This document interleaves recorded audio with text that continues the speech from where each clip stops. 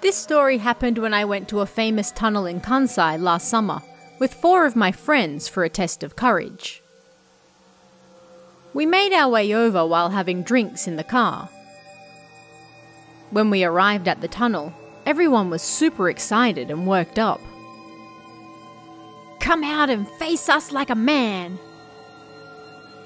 But nothing happened, and it was pretty boring, so we decided to leave. We figured we'd pass through the tunnel on our way. But right as we reached the midway point of the tunnel, it happened. The car made a loud noise like a bang. We stopped the car and got out to look, but we couldn't see anything wrong with it. While we thought it was a little strange, we went to start it again.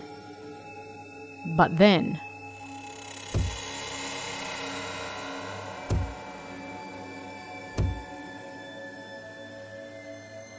numerous hands reached out and attacked the entire car. We all quickly sobered up, and wrapped in fear, we repeated one thing over and over. "I'm sorry! I'm sorry!" Then the strange phenomenon stopped, and when we looked outside, the car was covered in numerous handprints. We were terrified, but we were also out of gas. We wanted to clean the handprints off the car, so we made our way to the nearest gas station. Nobody said a word on the way over. As soon as we got there, we asked the staff member to please wipe down the windows. A part-timer came over to clean the car for us. "Excuse me. No matter how much I try to clean it, these marks won't come off." "What the hell do you mean?" I screamed. What he said next nearly made me pass out. "These handprints aren't on the outside of the car. They're on the inside. If you think I'm lying, please go and visit that tunnel for yourself. It's a short tunnel in XXX Ward in Osaka City."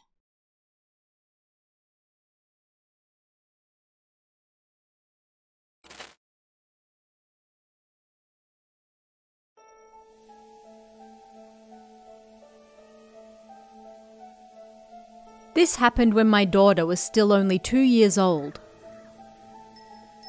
It happened one summer's day. I was frequently returning to my parents' house at the time. Both my parents worked, so I had to look after my grandmother with dementia instead.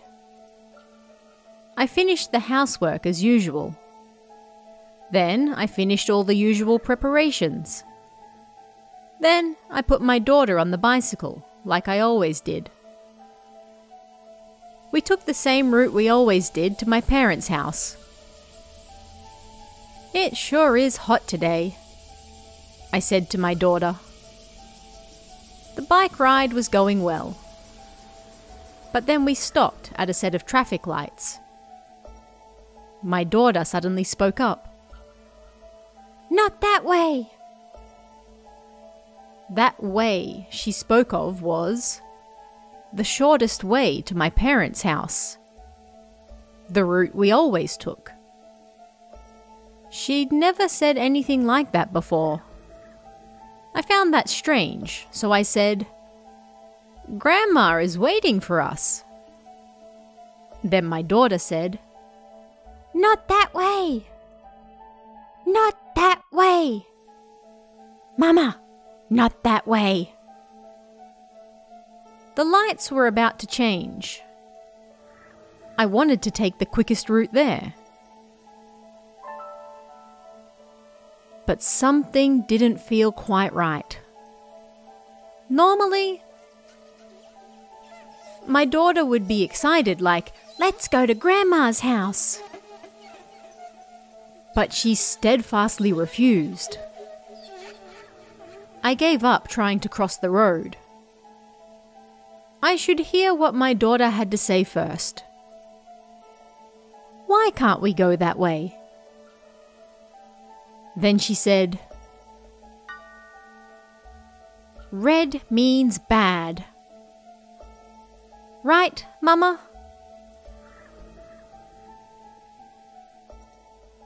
It was true. I had taught her that red meant to stop. But it wasn't like I was trying to cross while the light was red. I didn't really understand. There was something there she really didn't like. With little other choice, I turned right to go the long way instead. Then, immediately after we turned right, there was a loud racket right behind us. I stopped the bike and turned around. At the lights we were about to cross, a car had hit a bike. The person on the bike had blood pouring out from their helmet. The sight before me sent me into a panic. But my blood ran cold at what my daughter said next. Mama, it's red.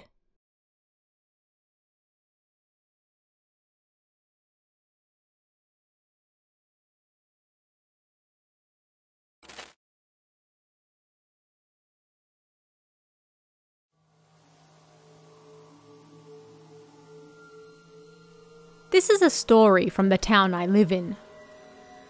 Long ago, there was a certain house in my town. A couple and their daughter, A, lived there. A-san used to have an older sister. But when A-san was still just a baby, somebody set her house on fire. It went up in flames, and her older sister died. A-san was sleeping in the same room as her mother at the time, which is apparently how she survived. Several years passed, and one day, when A-san was in the 4th grade, both her parents were out, so A-san remained at home by herself. She went into the closet to find something to pass the time when she found a Japanese doll. She had seen that same doll in photos from when she was just a baby. It looked exactly like the doll her sister was holding. A-san took a liking to it and decided to put it in her room. Her mother came home as she was looking at it. She opened the door to A-san's room and went in. "Welcome back," A-san said, and turned to look at the door. But her mother's face went pale when she saw the doll. "Where did you find that doll?" she said, her breath caught in her throat. "It was in the closet." "No way. You're lying. That's not possible," her mother said, grabbing the doll and taking it somewhere. Previously, her father had told A-san that when her sister died, her mother was so depressed that she almost neglected A-san too. A-san found it weird, but her mother was probably just distraught because it reminded her of her dead daughter. That was what she thought. "I found it after all that time, and then she took it. That sucks," she thought that night. But when she entered her room after dinner, on top of the desk, she saw that doll sitting there. A-san was surprised.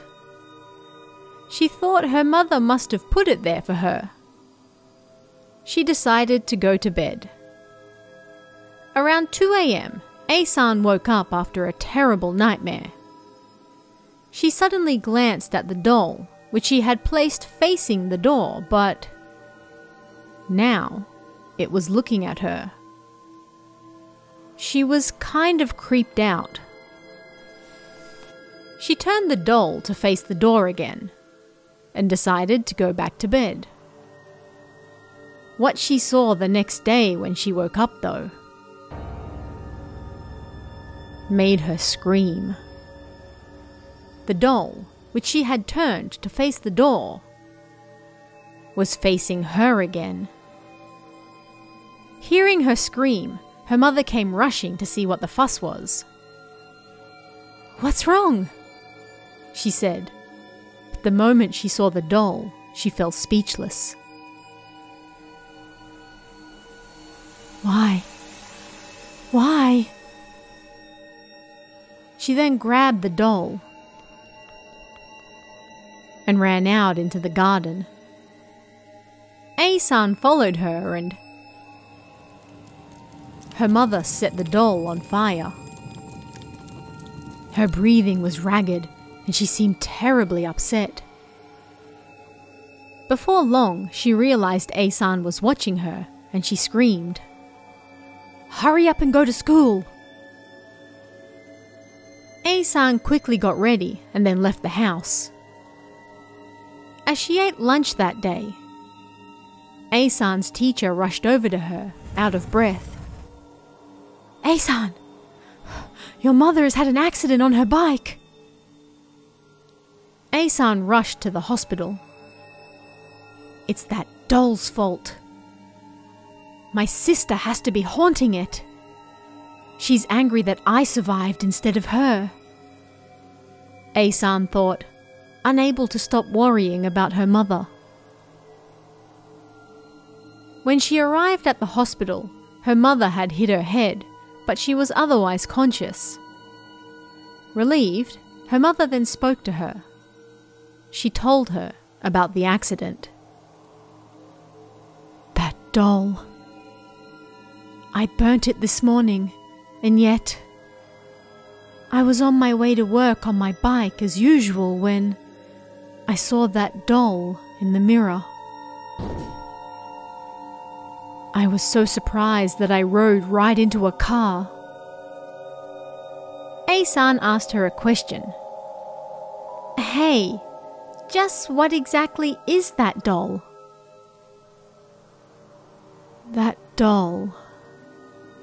Before you were even born, your sister picked it up from somewhere. It was creepy, but whenever I tried to take it off her, she would cry. With no other choice, I left it with her, but..." Her breath caught there and she had to squeeze her voice out to finish the rest. "On the day of the fire, after I got you out, I went to your sister's room to get her. I saw something faintly moving in the flames. I grabbed the hand in a panic and ran outside." At that point, A-san's mother started bawling. "What's wrong?" "Your sister. It felt just like a human hand. But the hand I grabbed was that doll's." That doll was no doubt cursed before A-san's sister even picked it up. Immediately after the fire, they apparently handed that doll over to a shrine. Then, the whole family moved. Not a single person in town knew what happened after that.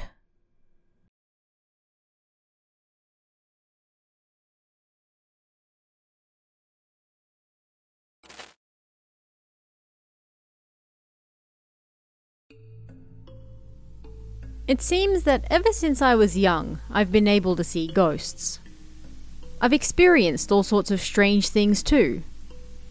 Let me tell you about the scariest supernatural experience I've ever had, the one I regret the most.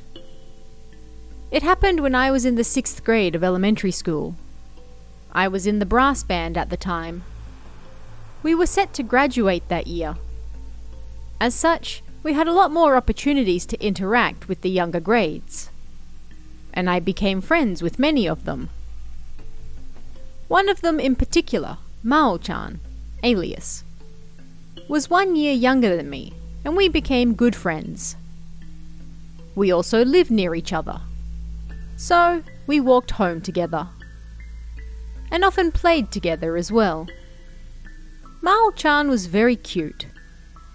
She seemed a little odd, and she possessed a strong ability to sense the supernatural. One day, Mao-chan, A-chan, B-chan and I decided to play Kokkuri-san. We wanted to play this forbidden game purely out of curiosity. Once club was done after school, and there weren't many people around, the four of us gathered by the stairs, and then we started the game. Kokkuri-san, Kokkuri-san. If you're there, please answer yes. Before long, the 10-yen coin we were touching moved. It moved all around. Surprised, we all gasped out loud. But inside, I thought that one of us had to be doing it. I didn't believe it was real. We asked a few questions. Then we chanted again, and it was over. We did this over and over. The four of us gathered after school nearly every single day. Kokkuri-san became a part of our daily routine. One day, right around the time we had finished asking some questions and were about to wrap up, Kokkuri-san, Kokkuri-san, please leave now. Normally the coin would stop on yes, and the game was over. But on this day, it didn't. We tried again and again, but it kept stopping on no, no, no, no. I thought someone had to be playing a prank, but at the same time, I was filled with fear as well. And on top of that, my body felt heavy like stone, and I couldn't move. Everyone looked at each other. We were all pale in the face. If one of us was playing a prank.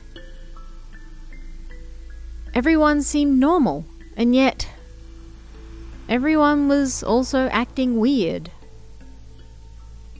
This time, the 10-yen coin that kept stopping on no started spinning around the top of the page. That strange sight made everyone go even more pale and start trembling.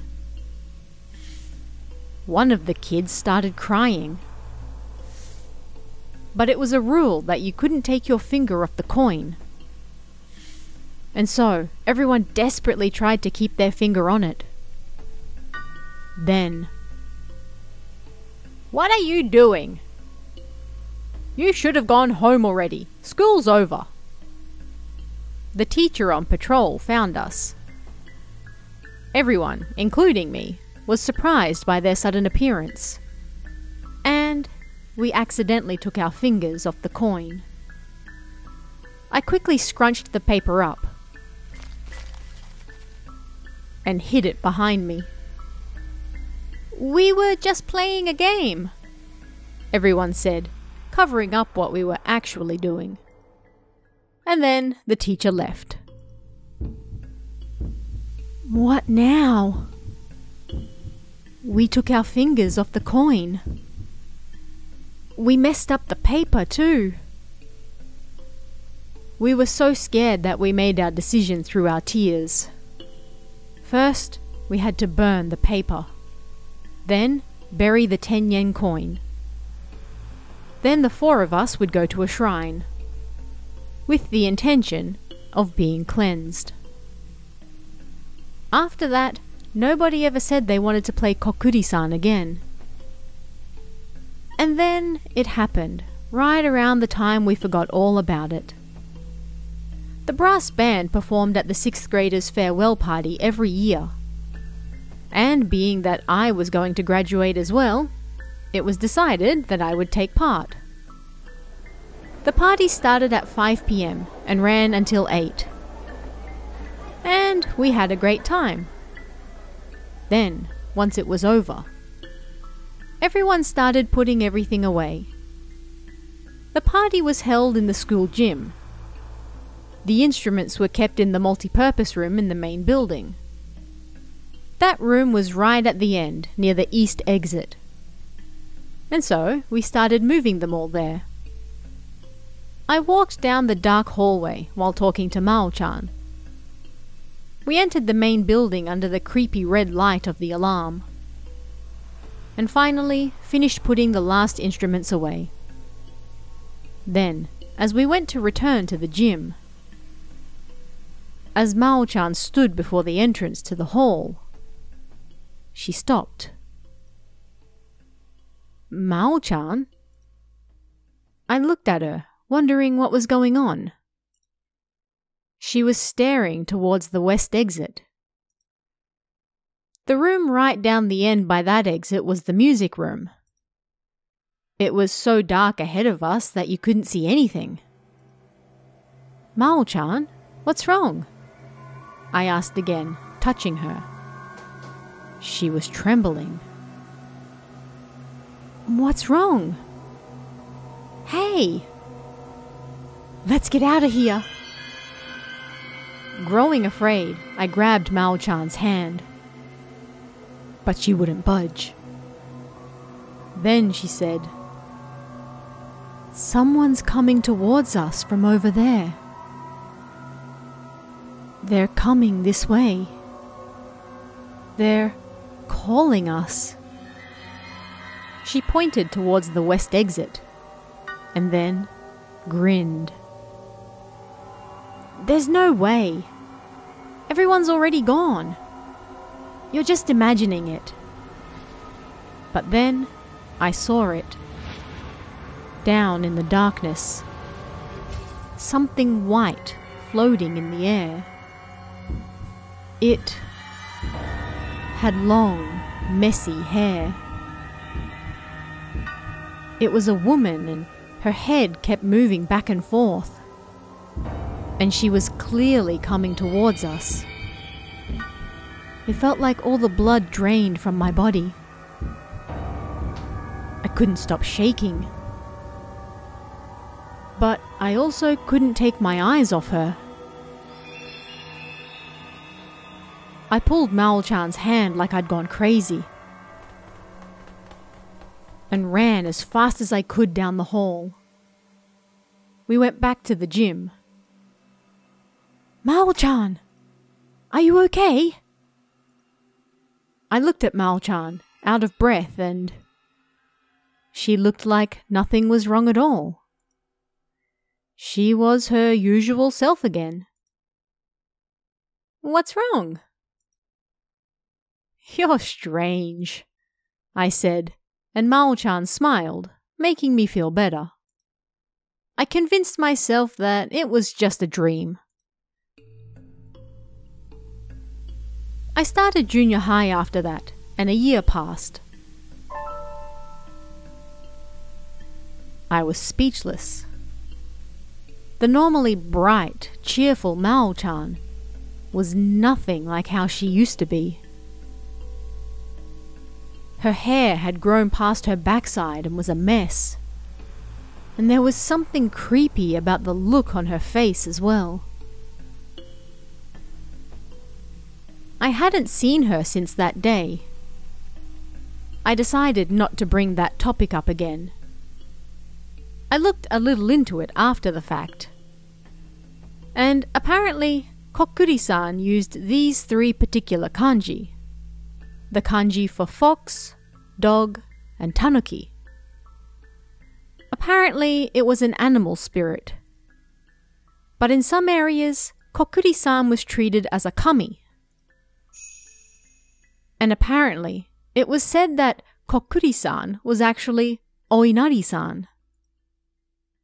Was Mao-chan's change because of Kokkuri-san? And what we saw that day, was it truly Kokkuri-san's spirit? Even now, I still don't know. But I think that it was. Still, animal spirits like foxes and dogs and tanuki and such, I don't think it was something simple like that, but something far more evil. Her head was moving back and forth. If I had to compare it to something, it was like someone dozing off. Kokkuri. Kokkuri. Like someone nodding. And it was summoning us. Kokkuri-san. That's how I feel.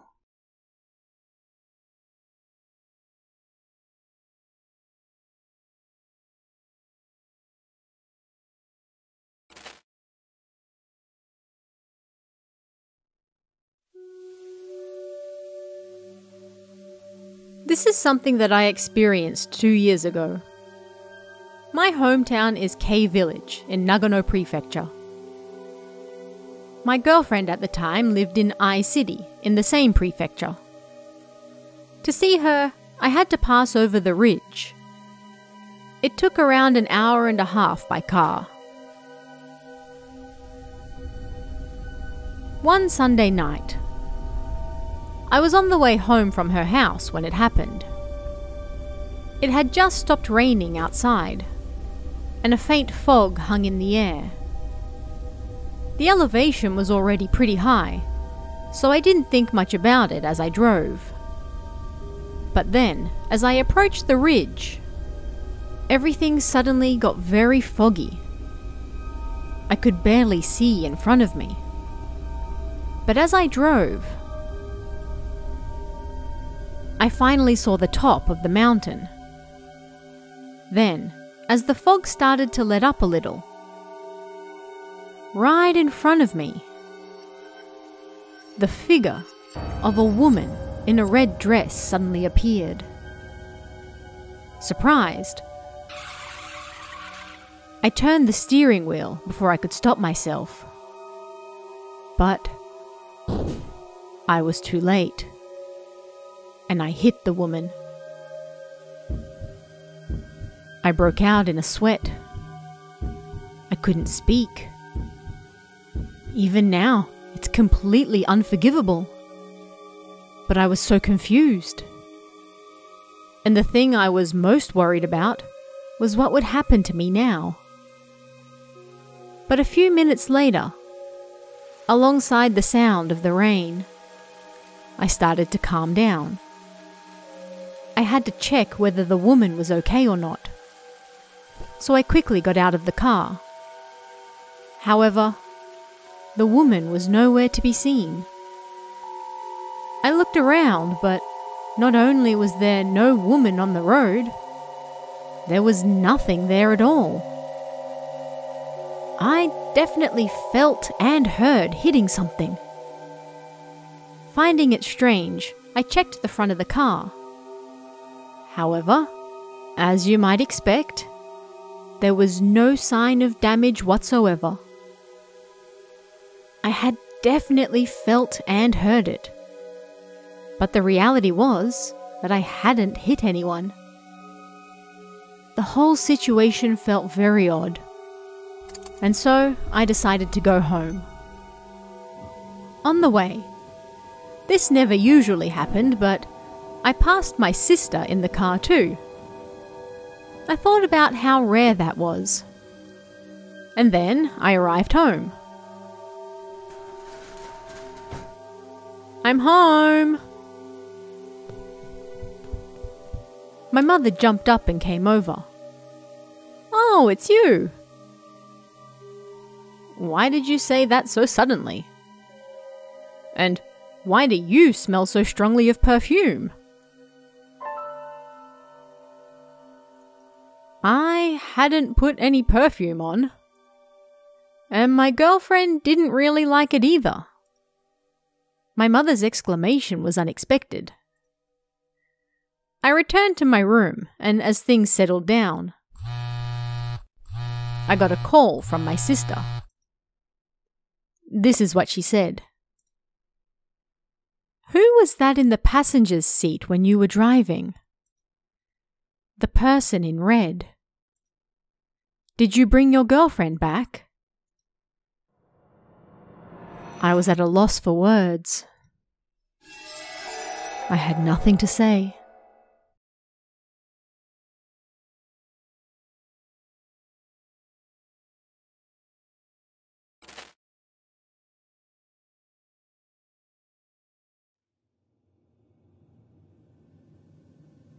I'd like to explain this true story properly, so it might get a little lengthy. There's an old 2-bedroom apartment in Kanagawa Prefecture that my family used to live in until 15 years ago. There were 4 of us, my wife, my 2 daughters, and me. At the time, my second daughter hadn't yet been born, so there was just the 3 of us. We didn't exactly have a lot of money, but we were still happy. We moved into that apartment when our firstborn was 3, but slowly our lifestyle started to change. From the day we moved in, something strange happened. When we woke up in the morning, the ornaments were in a different spot. The cutlery drawer was open. And even though we lived on the 2nd floor of a 2-story building, we could hear footsteps coming from above us, and strange things like this happened every single day. But we never faced harm, nor did we have the money to move, so we stayed put. Humans can get used to just about anything. If something moved or made a sound, we didn't think much more of it than, again? One day, my wife woke up to a knocking on the door, despite how late it was. Our daughter and I were both asleep, and my wife thought it odd someone would visit so late. Without making a sound, she crept over to the door and looked through the peephole. She could see a dark figure standing on the other side. "What do they want?" she thought, and then the dark figure turned out to be a woman with hate-filled eyes looking right back at her. She was so scared she couldn't even scream, and she rushed back to bed again without making a sound. When I told her she should have woken me up, my wife said, "At the time, I felt like I shouldn't say anything to anyone." After that, our lives started to fall apart. I started making mistakes I had no memory of, and so I got fired from my job. We lost our source of income. My wife became depressed. Our daughter would laugh and cry while facing the wall, and on top of that, she would hit her head against the wall all day long, crying when I tried to stop her. But these strange events continued day after day. When I was working late one night, I got a call from my wife. "What's wrong?" I asked. "Why did you return home and then leave again without saying anything?" she said. I was at work at the time, so there was no way I could have gone home.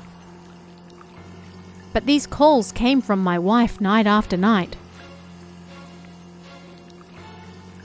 When I asked her what was going on, she said that someone entered the house each night while she was asleep.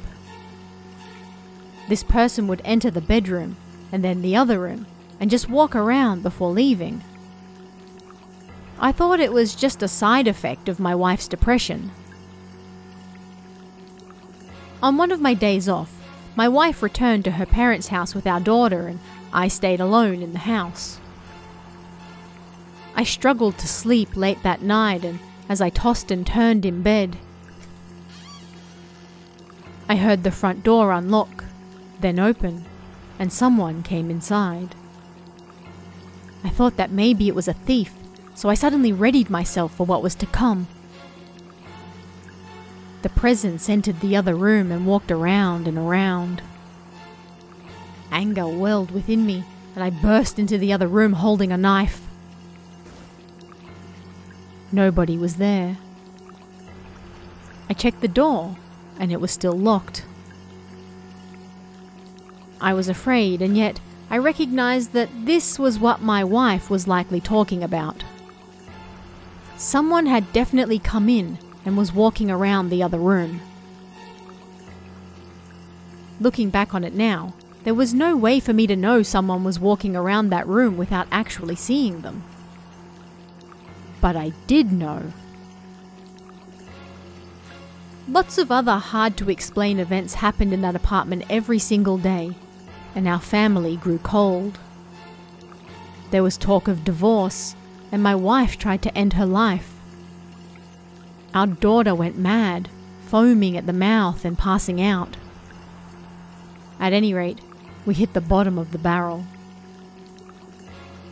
Although I considered it silly at first, I figured it was finally time to talk with a friend who said if it were a simple ghost, then it could be cleansed. It had been several years since we last met. The moment I saw that friend, who didn't actually believe it was a ghost, they seemed convinced. The moment we met, he didn't even say hi. He just said, "Sorry, there's nothing I can do." I've never felt anything like this. I don't even have a lot of power, but even I can assure you of this. It doesn't matter what medium or monk or specialist you see, they won't be able to do anything for you. There's nothing they can do. So, what should I do then? You don't like lies meant to make you just feel better, do you? So, I'll just say it. Both you and your wife and your daughter are absolutely going to die, he said, with tears streaming down his face. 6 months passed. My wife's mother worked by herself every single day, so I didn't want to force her to go back because of the trouble it would cause. But still, we discussed her returning home for a while. I was honestly at my limit. My wife, also on the verge of death. Our daughter, who had perhaps lost her mind. And me, who felt the desire to end both their lives. I had no idea how our happy family had reached this point. Unable to stop the tears, I prayed that my beloved wife and child would die. I just wanted it all to end. I forced my wife and daughter out of the house and figured I would die. Then it would all be over. As the three of us left and made our way to the parking spot we rented, suddenly I looked back up at the apartment. For some reason, both my wife and I looked back at the same time. A child stood in the window of our bedroom looking down at us. "That's enough! Give me a break already!" I muttered angrily, and then my wife said, "I don't think that child means us harm." "That's just what I think anyway. I think things are still okay. I can't do it anymore. Because of the things in that apartment, things between us have ended. I think only those who actually experienced it can actually understand, but it honestly felt like we were broken by the things in that apartment. But with a smile on her face, my wife said we should try a little harder. It had been so long since I had seen her smile that I was overjoyed. And so I decided to believe in what she said. We returned to the apartment. Then, for some reason, the strange experiences decreased after that. At most, we just heard some strange sounds, and that was it. Our relationship also improved, and our daughter stopped reacting to the wall as well. And then, I suddenly got a call from my previous place of work. We made a mistake. We'd like you to return, if that's also okay with you. And with that, our lifestyles suddenly stabilized. And then, finally, we were able to move. Several years later, when our second daughter was in the first grade, we just happened to drive past that apartment. We stopped the car, and my wife and I stared at it silently. Then our second daughter said something. "Ah, I know that apartment." Of course, we never even drove past that apartment before that, so there was no way she could know of it. But then she said, "It was before I was born. I saw you both in that apartment. I thought that I would become your child." The person who saved us wasn't a medium or a monk or a specialist. It was our second daughter who had yet to be born. After we saw her, the strange occurrences gradually stopped happening, and our lives started moving in a better direction. But my wife, who at the time said that child didn't mean us harm, must have felt something from her. My job is still going well, even now. And my wife is no longer depressed either. And both our children are happy and healthy. The four of us are happily living together.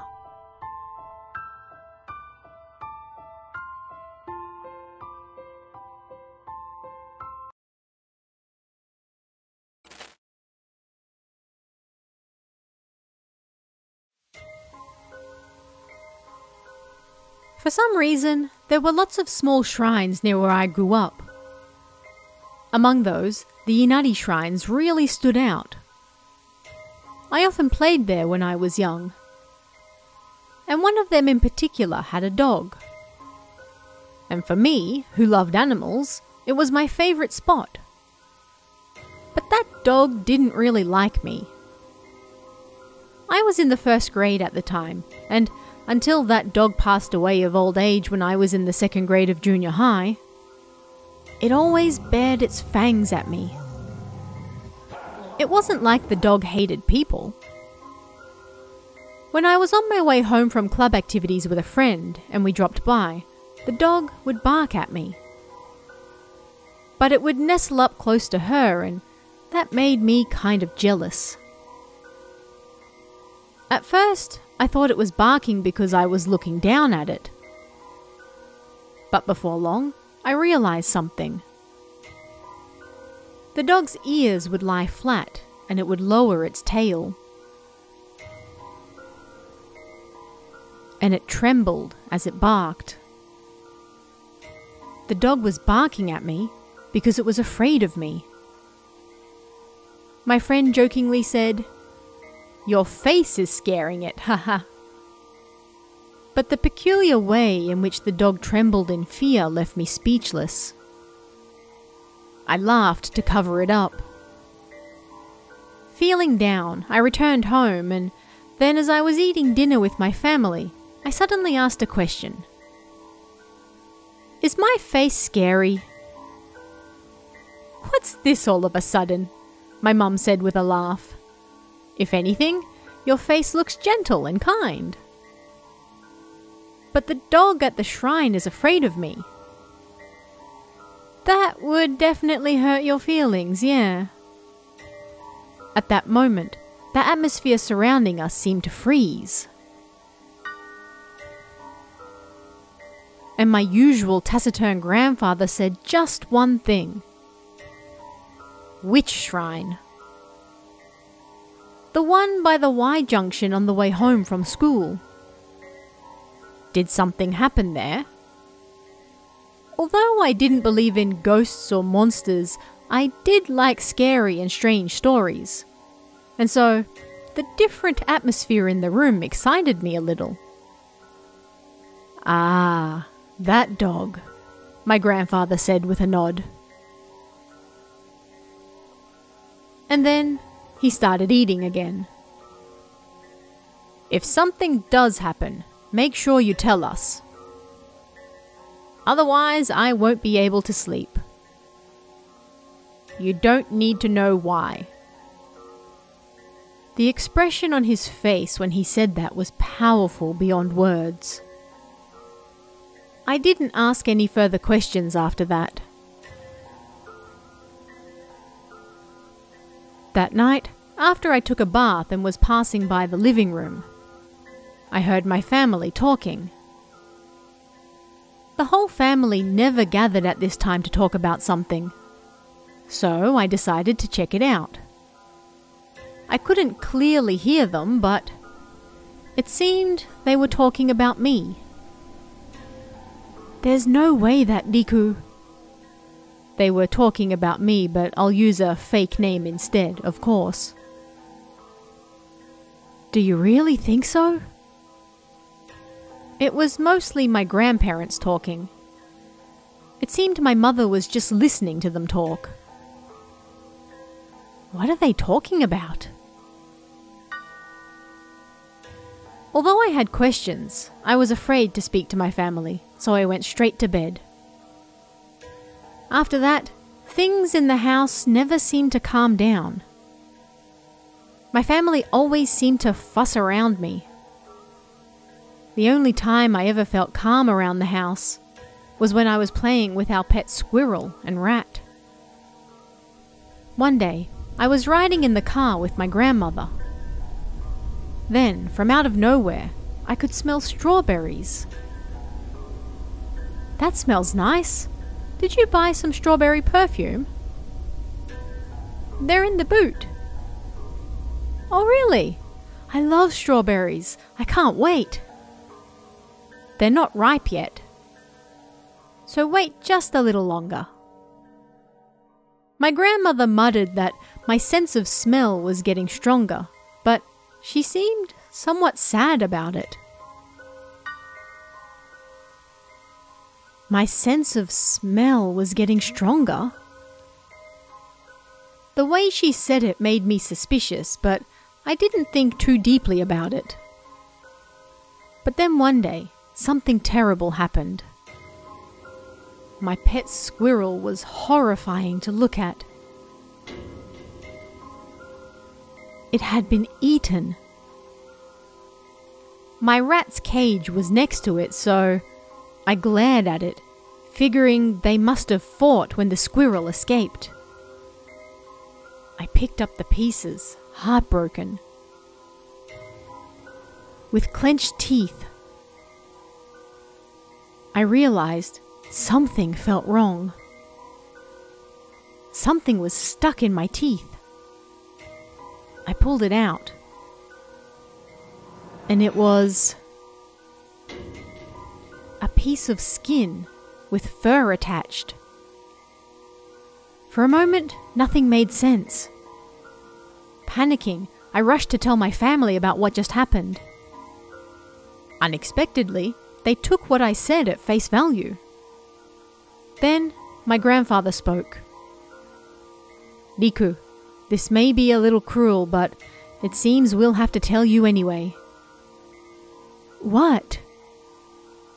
"You see, what ate Momo, my pet squirrel, was you." "Huh?" As I stood there, not comprehending what he was saying, it was like he kept on the attack. He heard a noise and went to the squirrel's room to see what it was about. And there, he saw a figure on all fours putting the squirrel in its mouth. And that figure was me, with zero expression on my face. But there was something even more surprising than that.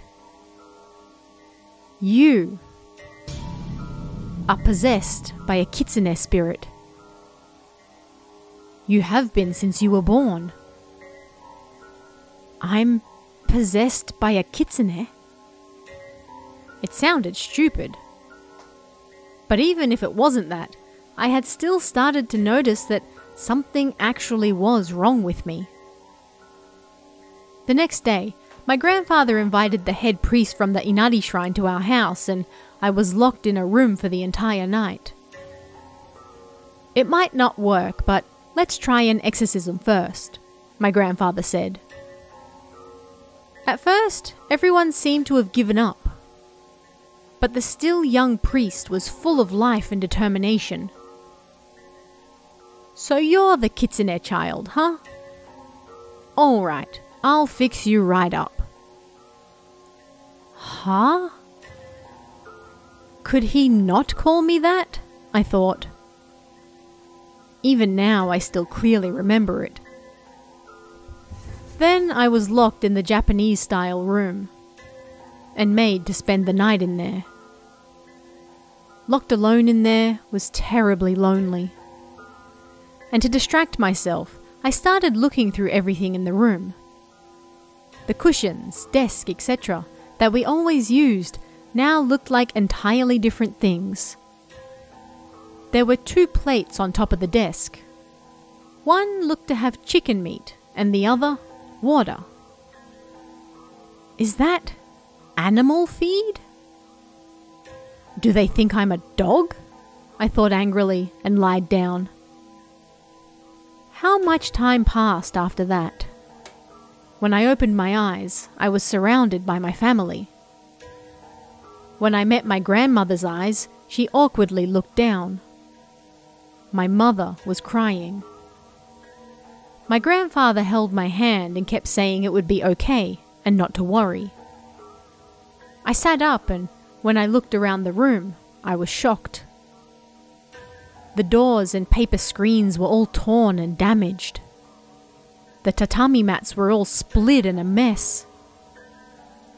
What the hell? What happened? You don't need to worry about it. I couldn't take it anymore. They were hiding so much from me. I tried to get my grandfather to talk to me, and then he reluctantly began. He brought a single video camera. I was shocked when I saw the contents. They had secretly filmed me while I was in the room.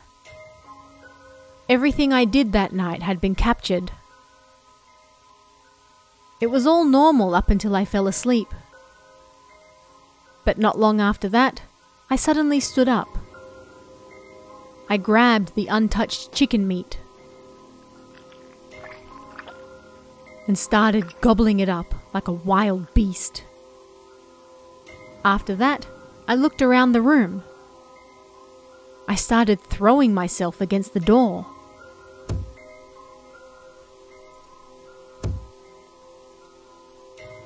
Then the young priest entered through another door.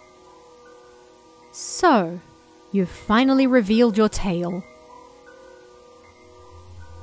he said, and then he began chanting something. I turned to him, and with incredible speed, charged at him. Looking closer, my nails slashed at him, and his priestly garbs became visibly more and more red. For a while, I watched my hand spray red droplets on the screen, wondering what they were.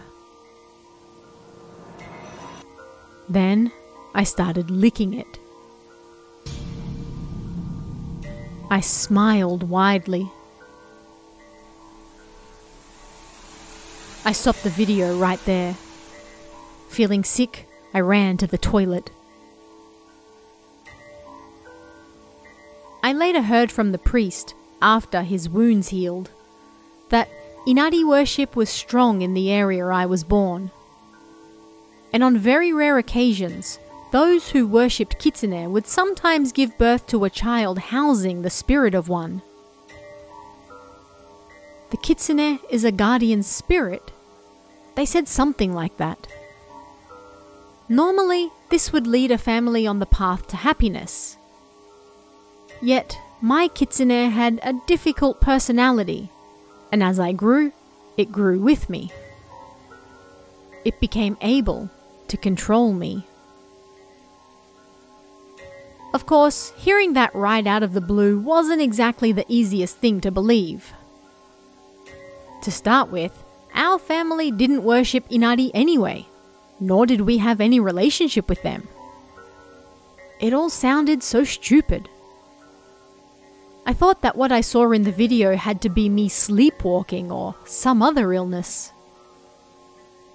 But things kept piling up that destroyed that hope. One day, I was out with a friend. He seemed rather restless. What's wrong? Well, you see... What? You're being creepy. I'll just say it. Then he hesitantly started speaking. Look, to tell you the truth, I can see the other side. Huh? You're kidding, right?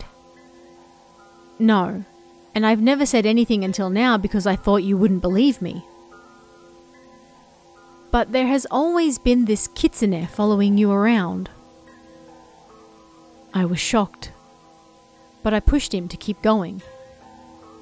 Huh? And? Yeah. Today, it's different to usual. What? Has it finally grown 9 tails or something? No. Then what? My friend took a deep breath. It's not a Kitsune. It looks like a young businessman wearing a suit and glasses, with his hair swept back. Huh? He's rather handsome, but he doesn't really present a very nice image. Be careful.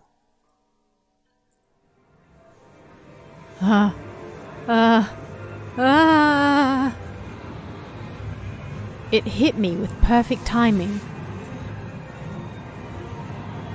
Various other things happened with that friend, but I'll leave them out for now. If I could accept that I was possessed by a Kitsune, then a lot of things made sense, but I didn't like that at all. And even now, I still don't fully believe it. I have no idea why the Kitsune became a businessman, though.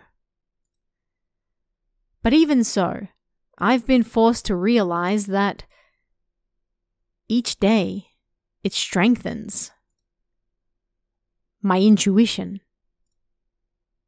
and my sense of smell. These two things are helpful in daily life, so I'm able to accept how convenient they are.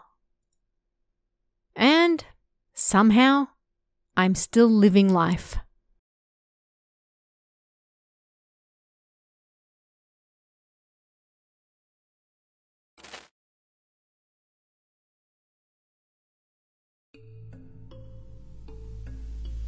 A string of people jumped to their deaths in the city-run apartments I used to live in. It was even featured in occult-related books and magazines. But I'd never once heard any supernatural stories, nor experienced anything like that there either. So, I didn't pay much attention to it. One day, I returned home around midday during the week. And as I passed the park by the apartment complex, I saw a young girl. She was sitting on a swing, and for a moment, our eyes met. She must be a junior high student. It's a weekday, so what's she doing? Why isn't she at school? With that question on my mind, I returned home. That evening, a patrol car suddenly pulled up outside, and I wondered what was going on. I discovered that somebody had jumped off the building. This information soon spread, and I heard it was a junior high girl who did it. It couldn't be. For a moment, I remembered the girl I saw at the park, and I wondered. Several days passed, and as I was passing by that park again, I saw that girl sitting on a bench. She was staring vacantly in my direction. When our eyes met, I was somewhat relieved. Ah, it wasn't her. That night, I suddenly woke up. I could hear the sound of the swings coming from the direction of my veranda. Kiko, Kiko. Who on earth could be on the swings at this time of night, I thought. I went out onto the veranda to check. I looked down at the park, and the swings were definitely moving. A person fell right in front of me with incredible speed. I was so shocked that I couldn't speak, and I watched the person as they fell. As the person gradually got smaller, they were swallowed up by the darkness. And then a loud thud echoed below. At that point, finally, I screamed.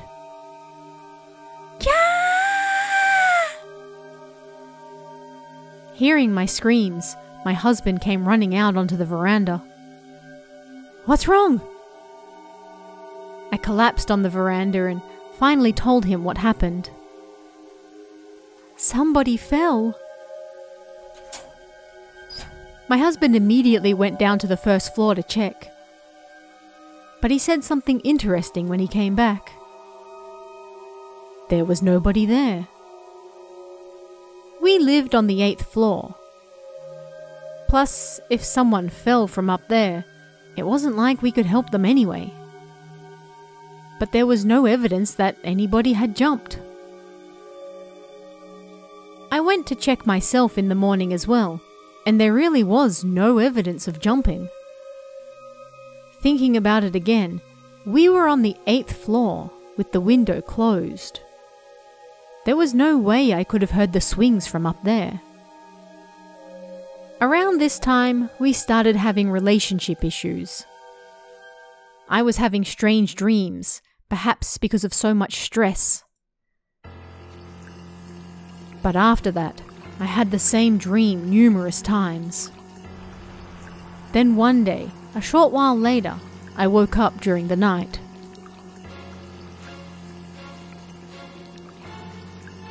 I could hear the swings again.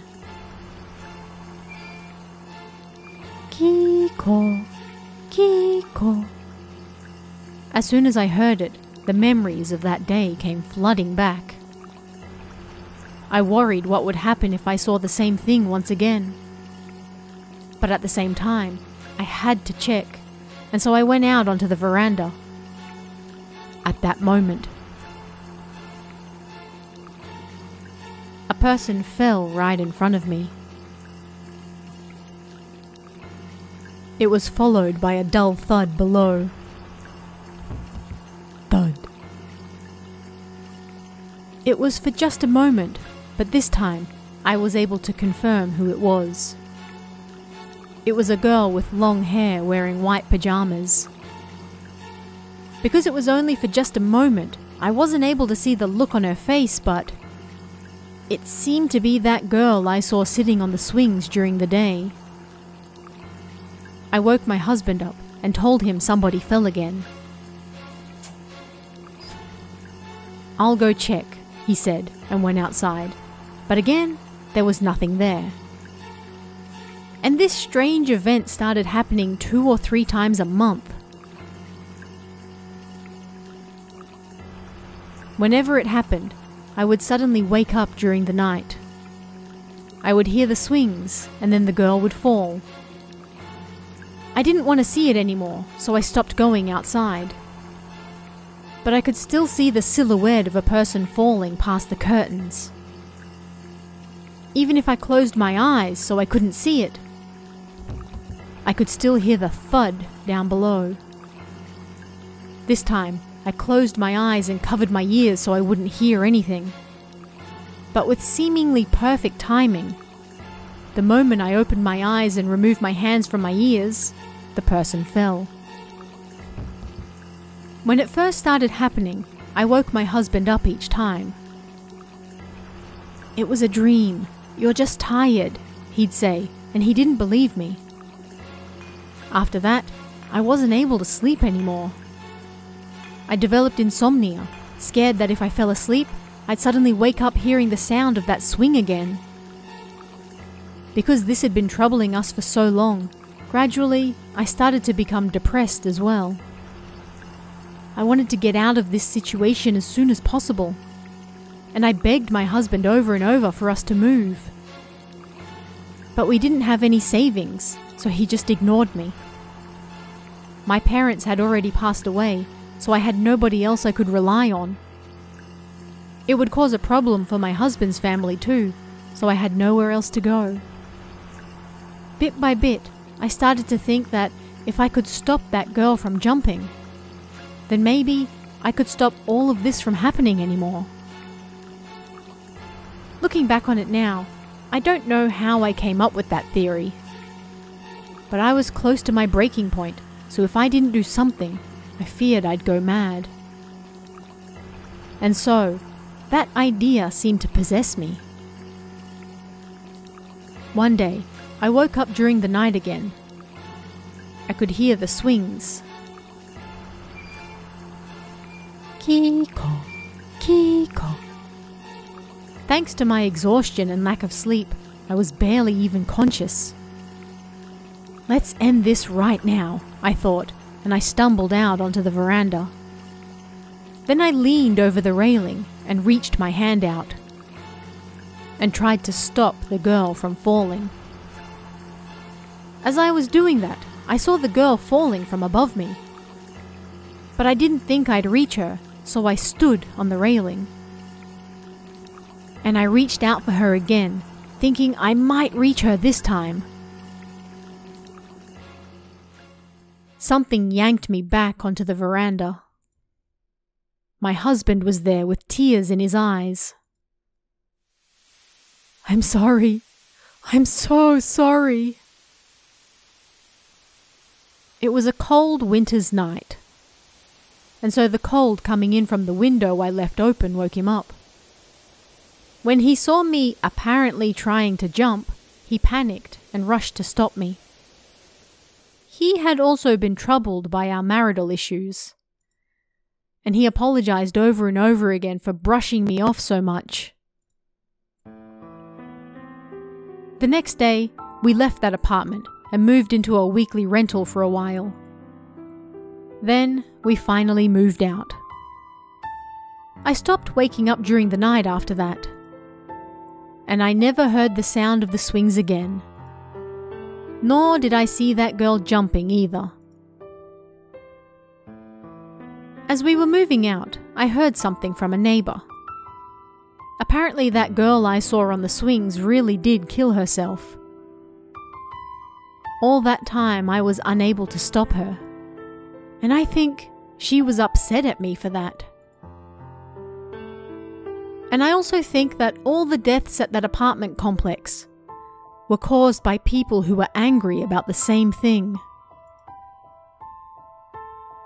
And that was what caused the chain of deaths to keep occurring.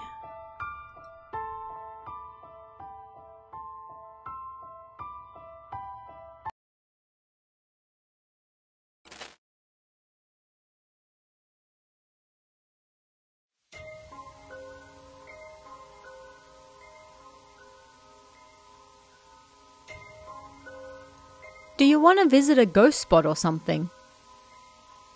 That was the start of it all. Let's go back roughly 3 hours. A family restaurant. Using aliases, let's go with Takuya, Manami, and Shizuka. And then me, for 4 of us.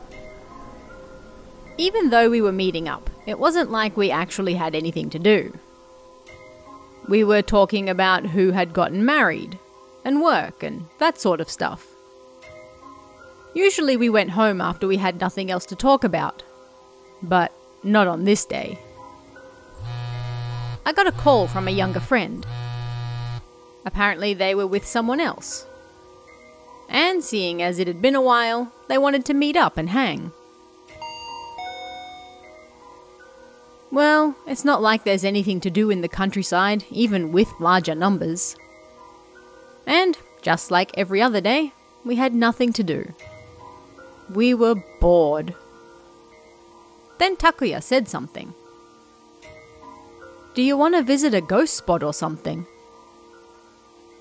Even though they were girls, Manami and Shizuka were perfectly fine with that sort of stuff. In fact, they were rather excited about the idea. Well, we were bored, and if we were going somewhere we'd never been before, then why not? We all got in the car. We bought a torch on the way. And made our way towards a tunnel we looked up on our phones. The car navigation messed up on the way, and we were surrounded by nothing but bamboo. We got lost, but we finally found our way there. We stopped the car just in front of it and made our way towards the tunnel. This tunnel, in the middle of a bamboo forest, was no longer in use. And there was a sign out the front that said, "No entry," hanging from a chain fence. Inside was pitch black. I don't know how long it was. Crap, let's go back, my friend A said, and I asked why. We can't go in there. It feels terribly wrong. Something was watching us the whole way here. Apparently he had a strong sixth sense. He never said anything because he thought we might make fun of him. But then Shizuka said, "We've come this far, and now you want to go home? You're seriously a chicken." At that, none of the guys said they wanted to leave again. Takuya, Shizuka, and my friend B entered the tunnel. Manami and I stayed back to look after A, who didn't feel well. 20 minutes passed, but there was no sign of the other 3. They were taking forever, I thought. Then A suddenly spoke. We really should have stopped them. Right after they went in, I saw a child holding Takuya-san's hand. If you saw something, then you should have told us sooner. I left him to Manami and went to enter the tunnel. But then, Manami got a call from Shizuka. We passed through the tunnel and found something strange on the other end. You guys should come check it out, she said. It's fine, we'll go too. As we made our way towards the tunnel, A's voice cracked. Don't go in! Our phones are out of range, even outside of the tunnel. There's no way she could be calling from in there. We checked our phones, and they were all out of range. Yeah, this situation was bad, I thought. We decided to wait in the car. However, who came back was only Shizuka and B. When I asked them what happened, it seemed she never did try to call. But about 5 minutes into the tunnel, she froze on the spot and was unable to move. B was the same. Takuya alone was able to keep going as he spoke to someone. I convinced everyone to let me look for him. But after hearing that, there was no way they would go too. I managed to get them to come to the tunnel entrance, and from there, I would go by myself. Terrified and weak at the knees, I entered the tunnel. I walked a short distance and found Takuya crouched on the ground. I picked him up and returned the way I came. And somehow, we were able to make it back out of the tunnel. However, Manami, who was waiting for us, then said,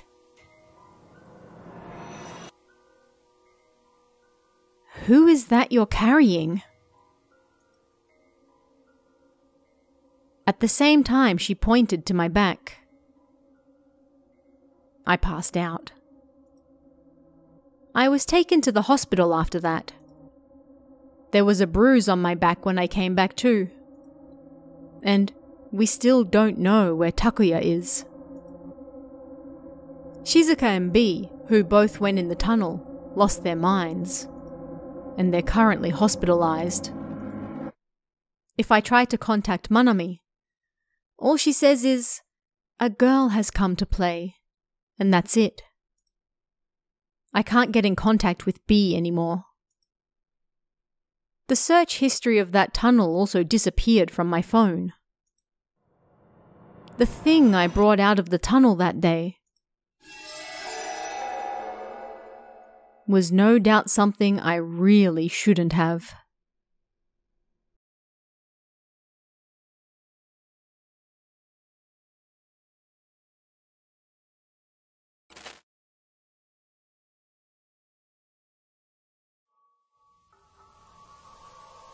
This happened not long after I started at my new position. I was working in nursing at the time. I wasn't quite used to the job yet, and I was trying desperately not to be a nuisance to everyone else. One day, I was the last one left at work, and while I was grappling with it, the phone rang. I looked at the clock, and it was around 8 p.m. The phone would never ring at this time. And so, surprised, I answered. "Hello, this is the day service, Nani Nani Park."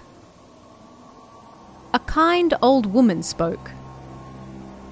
"Ah, is that Nani Nani Park? And what exactly is it that you do there? I always see the car leave from near my house, so I'd like to go there sometime." It seemed she wanted to know what service we provided. And I wanted her to use our service, of course. I told her that we did this and we did that, and explained everything the best I could. But it seemed she didn't really understand. "I don't really get it," she said. When something like this happened late at night to those who were used to the job, well, we'd either call them back the next day or send someone over to explain things better. But I was still somewhat unfamiliar with the job and doing my best to explain, so I asked her something instead. "Would it be okay if I came to see you now?" The old woman answered happily. "Could you really? Then, please, thank you." I asked her name, address, and phone number. It's common for elderly people to mistake their own address and phone number. Our phone had a number display on it, so I confirmed that the number she gave me was the same one on the display. Then I wrote her address and such on a notepad and left work. Just like she said, It was a place our company often visited, so I was able to find it quickly. It was dark, so I had trouble finding her house. I didn't want to keep her waiting. So I got out of the car to look for the house, but the only thing I found was what appeared to be a house that hadn't been lived in for decades. It was abandoned with broken windows everywhere. At first, I thought I was mistaken. I checked all sorts of different roads, but this abandoned house was the only place I could find, so I was at a loss. Did I hear the address wrong? Oh, what should I do now? Worried, I saw a gate before the house, and beyond it, a door. Then I saw the last name I had heard on the phone written there. The moment I saw it, a shock ran through me. I got chills all over, and I couldn't bear to stay in the area any longer. I ran all the way back to the car and tried to leave. But supposing I was wrong, just in case. I fought the urge to flee and called the number in my notepad. A voice came from the phone the moment I thought I got through. The number you have called is currently not in service. This unbelievable situation made me lose control of myself, and I went straight back to the office. When I got back, I wanted to rid myself of the fear I felt, and I was worried that I'd made a mistake, so I checked the phone call history, and then I was shocked when I saw the number on the display. I quickly took the notepad out of my bag and checked the number. It was the same. I was afraid, but at the same time, I also felt something else. So I did make a mistake. Perhaps she's angry I didn't come yet. I picked up the phone to apologize, and it was the voice of the old woman from before. You really did come. Thank you. I was so happy. When she said that, the phone hung up. Hearing that, the fear I felt naturally dissipated, and I put my hands together before I could stop myself. After that, I passed by her house when picking up others as well. I'm always watching from the house. Even now, I can't forget her voice as she said that. Even now, I still feel her watching me. And I'm doing my best at work too.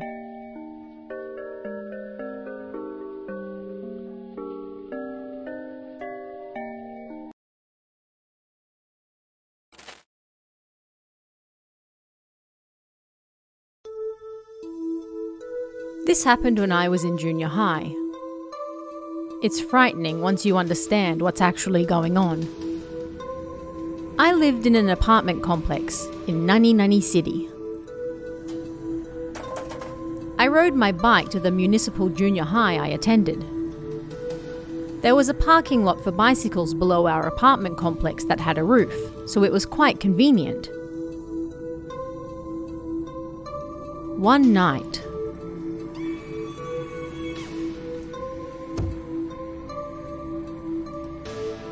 I heard a man and a woman scream outside my window. I was the only one home at the time, and I was so surprised and frightened that I couldn't move. My mother returned home shortly after that, so I was able to calm down and go to sleep. But I couldn't get that scream out of my head. The next day, I went down to the parking lot to get my bike to go to school. I got on my bike and went on my way. I had club activities after school, so I didn't get home till after 8 that night. When I went to park my bike, something was dripping on the bike next to mine. Pota. Pota. Oh yeah, it rained not that long ago, huh? This place is pretty old, so maybe the rain leaked through, I thought, and then I tried touching it. It was a little sticky, but it was dark, so I couldn't tell what it was. But when I went to wash my hands once I got inside, I was suddenly at a loss for words. What I had touched was bright red blood. The next day, everyone was in an uproar. A woman had jumped onto the parking lot and died. That was what the rumors were saying. And that woman was apparently the woman from next door.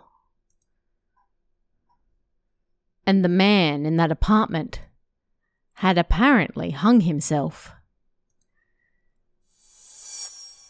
Meaning that what I had touched,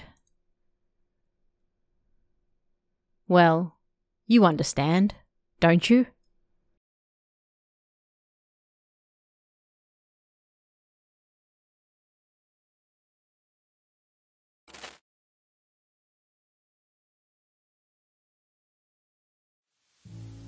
This took place 10 years ago. So that I could live with my girlfriend at the time, I rented a single-room apartment in the city. After moving everything in, we took a break. And I had a shower. Despite the fact we had just moved in, the drains were clogged. Finding it strange, I removed the lid from the drain. It was heavily clogged, with hair about 40 centimeters long. We had just moved in, so why was the drain clogged with hair? A chill ran down my spine, and I contacted the person in charge. The cleaners did their job well, and he said that he checked himself as well, so that shouldn't have been possible. Several weeks passed after that. Every once in a while, I could hear screams coming from somewhere. At first, I thought maybe it was a cat in heat nearby. But that wasn't the scream of a cat. It really sounded like the screams of a human being. I didn't know exactly where it was coming from, but I could guess where it was.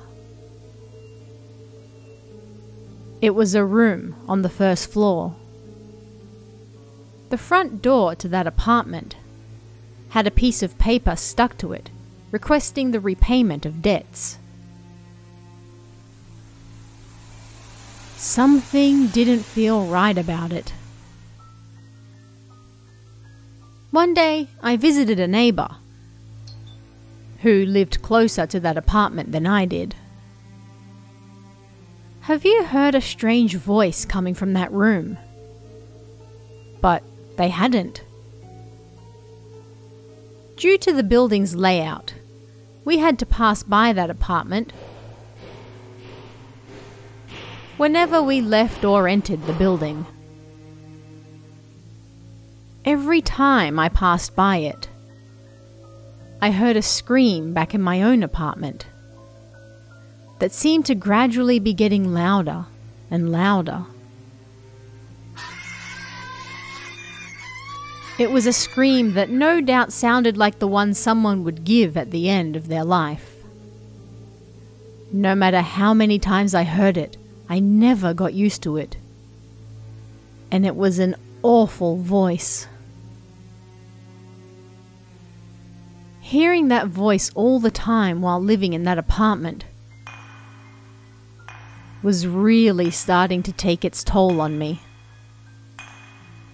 But whoever lived in that strange room, I didn't really want to get involved with them. And other people hadn't heard the voice, so I never contacted the police. And I just did my best to put up with it. This lifestyle was perhaps impossible. And ever since I first heard those screams, my relationship with my girlfriend got worse. We started fighting over everything. In the end, we broke up. The screams I heard daily, and the never-ending fights with my girlfriend, left me mentally exhausted even after our breakup. After we broke up, I wanted to move out right away, but I couldn't find it in me to look for a new place. A short while after that, from that room on the first floor, a terrible smell started to emanate. Then, one day, several police cars appeared outside the building. When I went downstairs, they were about to open the door to that apartment. As it opened, a terrible smell that had built up inside pierced my nostrils. I quickly realized that somebody had died in there. But it wasn't just one body. They apparently found the bodies of 3 dead women. They were so badly decomposed that they were unable to nail down a precise time of death. They all died at different times, and the most recent apparently died around 3 months earlier. Various deodorants had been placed around the room, and that was why the smell hadn't leaked quite so much. The screams I had heard, I now regretted not informing the police about. But I soon realized something strange. Even after the most recent person in that room died, we were living in this same apartment. Meaning, after those 3 women died, we started living in this apartment. So there was no way we could have heard their screams. Thinking that, I was relieved, but after the day their bodies were found, I never heard the screams again. What on earth were those screams? I had no idea. Deodorant had also been placed around the bodies, which was no doubt a sign that someone had wanted to delay the discovery of them. If I didn't get out of there as soon as possible, I really might lose my mind. I quickly moved out. So I never found out why those 3 women died. Even now, 10 years later, I can still clearly hear those screams burned in my ears. Each time I remember them, I think they must have gotten the time of their deaths wrong. And what I heard were their final screams before they died. And each time, I'm overcome with guilt. On the other hand, perhaps they were screams of pain after they died. That's what I think anyway. The lingering regret and fear of those screams still pains me, even now.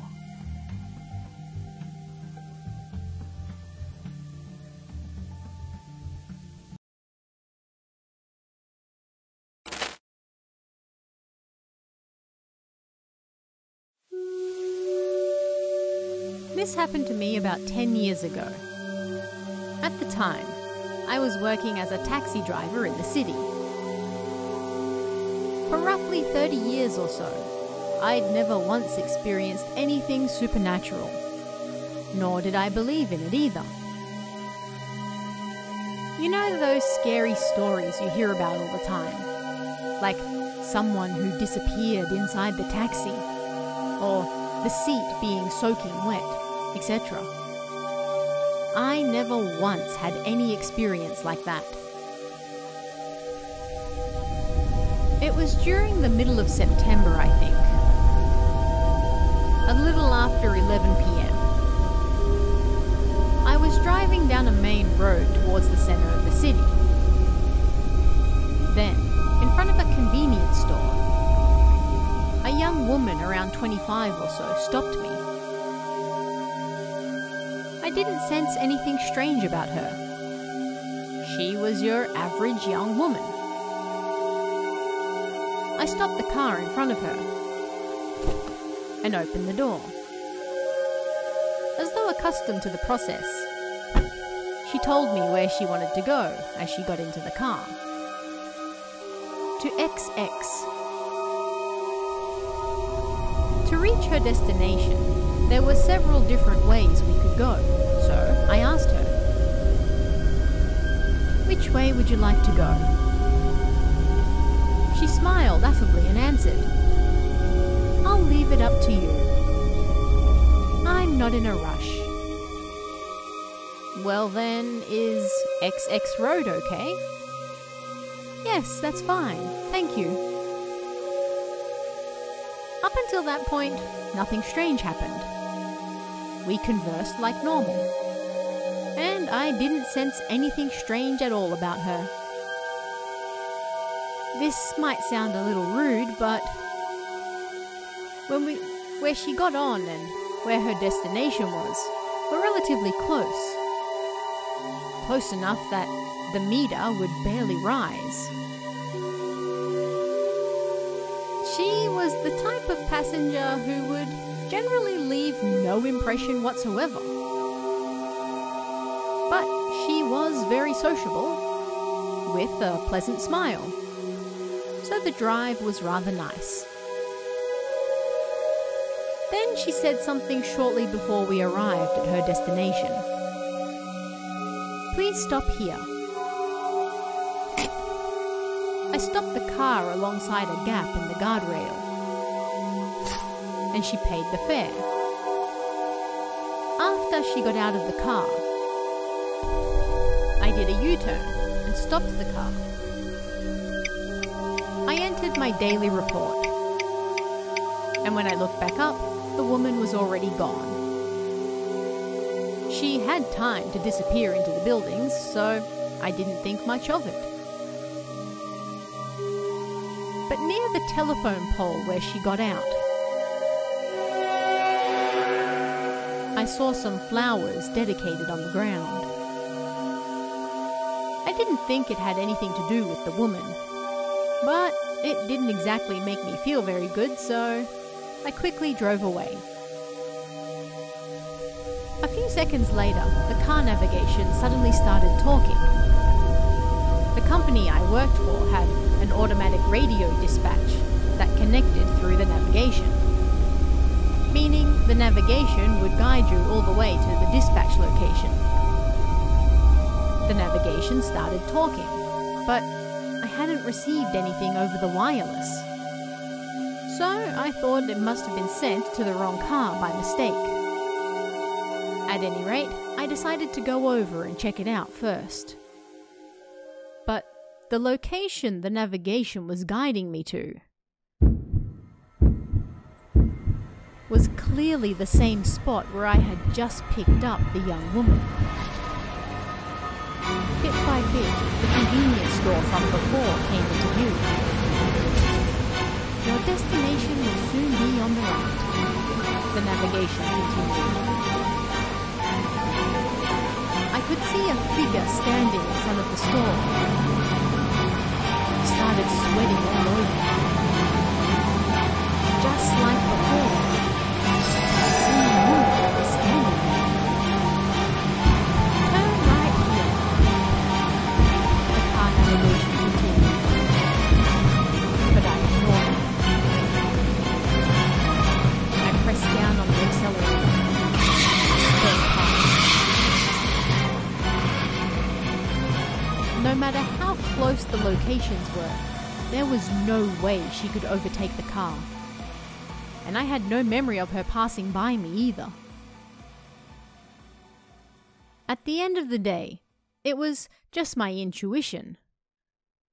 But I felt that that woman was no longer of this world. The woman in my memories was looking right at me. The corners of her mouth turned up creepily.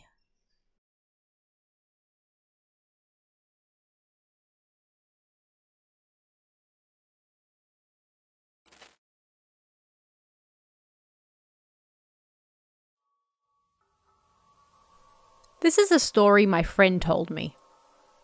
I found it pretty scary, so let me write it down for you.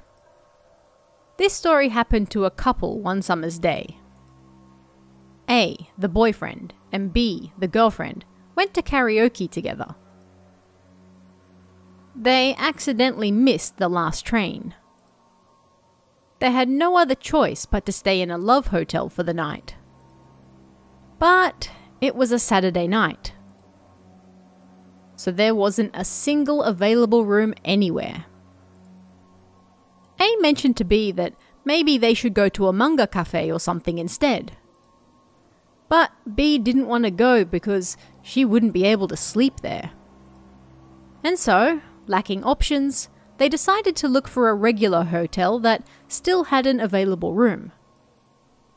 They looked all over and found a suspicious-looking old love hotel that had a room available. When they went inside, they found a room that had seen better days, that had nothing but a large bed. It was a room meant for just one thing. Normally, they wouldn't entertain the idea of staying in a room like this. But there was nowhere else to go, so they had to grin and bear it. A was also sweaty from looking for a place to spend the night, so he decided to wash up first. To the side of the bathtub, he noticed a round stain about the size of a baseball. This didn't much bother him, however. He quickly washed himself and then left the bathroom.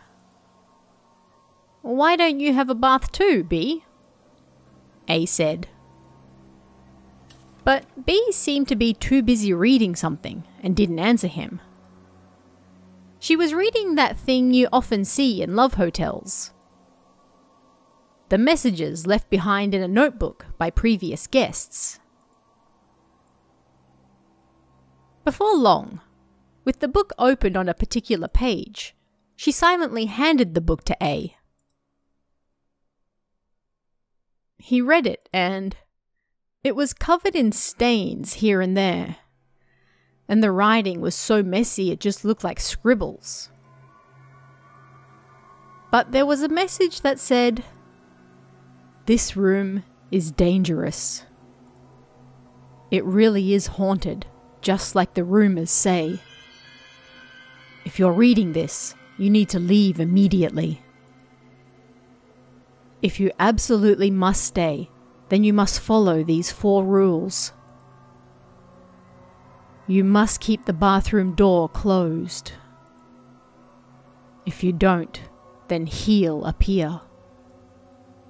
2. Don't leave your drink unattended. If you do, then he'll drink it. 3. Supposing he does drink it, then any women in the room must hide. If they don't, he'll possess them. 4.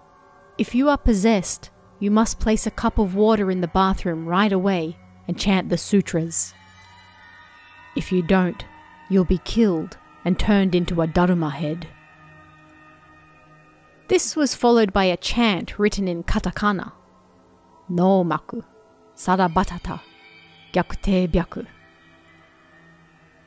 A read this and thought it was pretty interesting. But that was about it. But it seemed that B believed it. This room is no doubt dangerous. We've got to go, she said. At that, A lost his cool. You're the one who said you wanted to go to a love hotel, and we looked all over to find this damn place. We finally found a place to stay, and now you're saying you want to leave? This is just a story made up to scare people. But still, B refused to listen to him and said she wanted to go. Then you can leave by yourself, A said, and went straight to bed. How long did he sleep for? At some point, the heat woke him up. He looked to the side, and B was sleeping next to him. B was sensitive to the cold, so perhaps she turned the aircon off. Either way, the room was abnormally hot. A was sweating so bad that his yukata was drenched. And so he decided to wash up again. He rinsed the sweat off in the shower. And just as he was about to step out,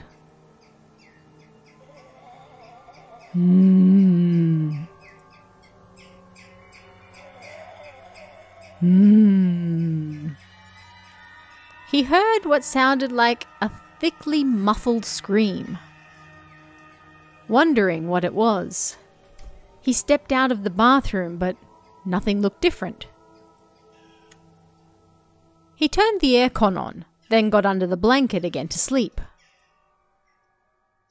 Before long, he woke up, feeling like something had hit him. He turned to look at B, thinking maybe she had hit him in anger. But what he saw terrified him. What he saw was B, completely transformed. Her eyes were white, and she was scratching her scalp. And she was tearing at her hair like mad as well. She was scratching her scalp so powerfully that it seemed to be pulling her hair out. And she was bleeding. Bloody foam also spat from the corners of her mouth, her teeth bared. She bent backwards, and she turned around on the bed, her feet puttering. A wanted to call for help, but when he grabbed the phone to call the front desk, it was silent and wouldn't connect to anything. Out of options, he went to leave the room to physically get help. But for some reason, the door wouldn't open. As if she'd lost her mind, B then started scratching her scalp wildly as she turned around. A tried his best to stop her. She shook him off with incredible strength, and he was unable to. As he stared at the horrible sight before him, dumbfounded, He suddenly remembered what he saw, written in that book. And the first time he took a bath, he thought B would quickly take one too. So he left the door open. B was still dressed in her clothes from the day, so she likely went to bed without washing up first. But he didn't feel like they left any drinks out. He looked around the room.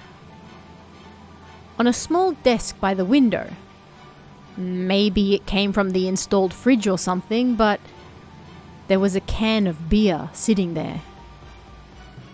Annoyed by A's actions, B must have gotten drunk before bed. And because she wasn't the strongest drinker, she soon fell asleep with the can still out.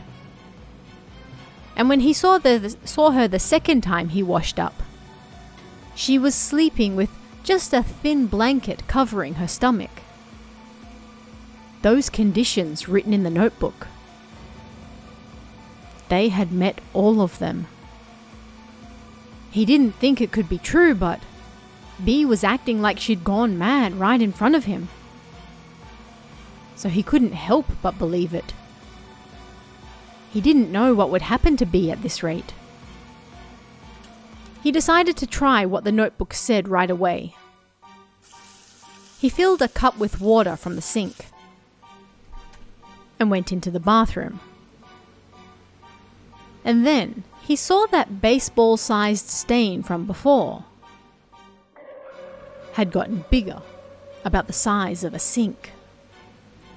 Although he was afraid of it, he did as the notebook instructed. He put the cup next to the bath and chanted with the notebook open in front of him. But the writing was messy, and there were parts he couldn't read because of stains on the paper. He did his best to read the parts that were impossible to read, and finished the chant, start to finish, one time. But B's screams didn't abate. A changed how he read the unreadable parts, and chanted over and over again. But B's terrifying voice continued unabated. At this rate, she was going to die. As tears poured down his face, A chanted desperately. How much time passed like that? His mouth dried up, and his mind felt hazy.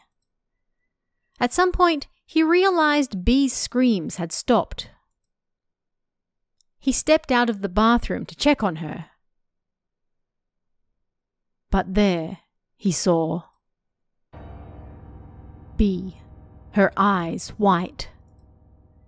She'd pulled most of her hair out, and her face was dyed red with blood spurting from her scalp and mouth. Her face looked just like a Daruma. Right before you penned the eyes in. The door he couldn't open was now open as well. So A quickly ran down to the front desk and called an ambulance. Although her life was saved, she struggled to come back to herself. Several days passed and B returned to her senses. But according to the doctor, she bit down so hard that the roots of her teeth had broken and they'd have to take them all out. Her hair had also dyed at the roots, so they had no idea if it would ever return to normal. She was able to somewhat return to her former looks with false teeth and a wig, but she never mentally recovered. She would shout about things that made no sense. and she had to be institutionalized. A regretted not leaving that room like she asked. And depressed, he joined a cult. Nobody ever saw him again. I won't say exactly where it was, but this is a true story that happened somewhere in the South Kanto area. It happened in my hometown. So I was pretty surprised when I heard about it. And I still remember it like it was just yesterday.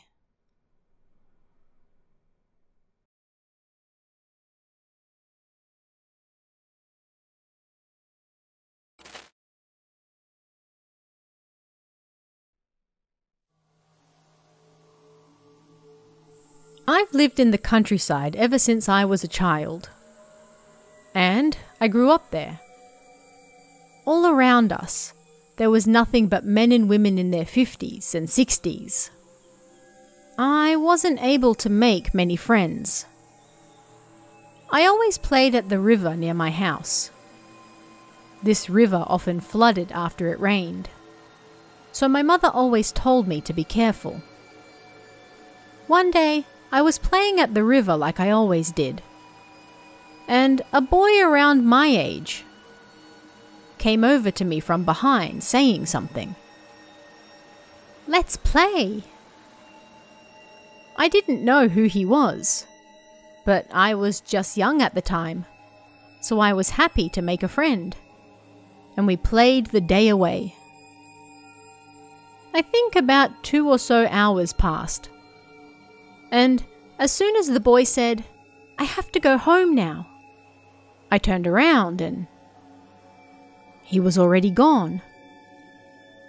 Left all alone, I felt lonely but also happy that I made a friend. I told my mother what happened. "But there are no boys your age who live around here," she said, so it seemed a little strange.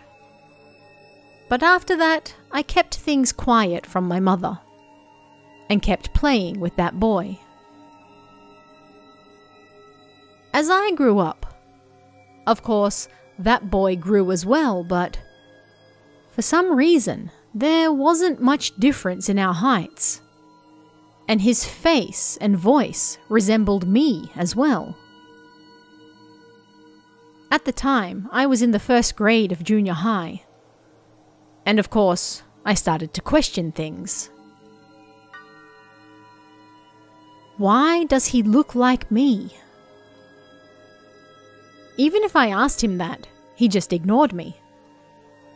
And he would always disappear around 6 p.m. I stopped hanging out with him once I started high school and started going out more at night instead. One day, I was out having some nightly fun, and I think I didn't get home until around 5 a.m. And I saw what looked like a person near the river.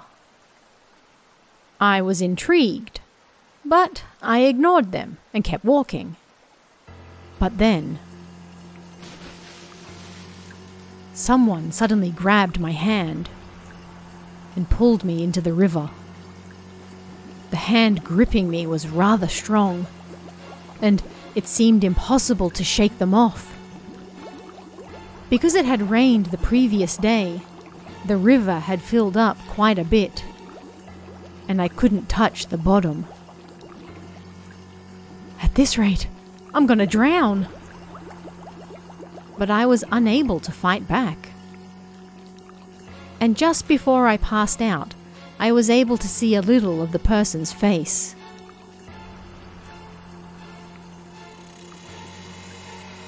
It was someone with the exact same face as me. After I realized that,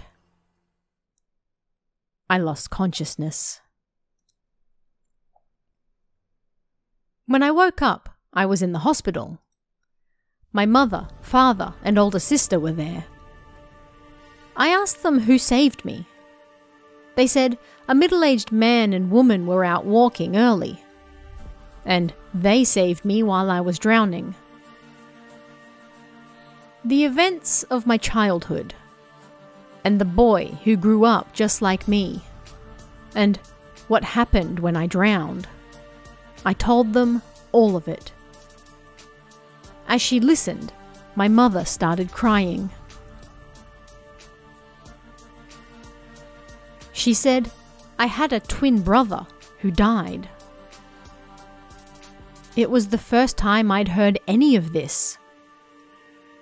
So that was no doubt why he looked like me. And he was born at 6 p.m. and died around 5 a.m. He disappeared around the time he was born and appeared again around the time he died. Was there some special meaning to that?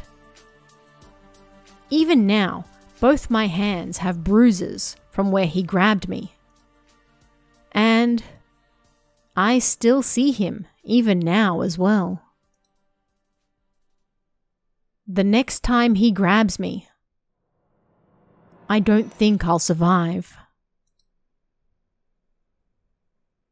I just have a feeling about it.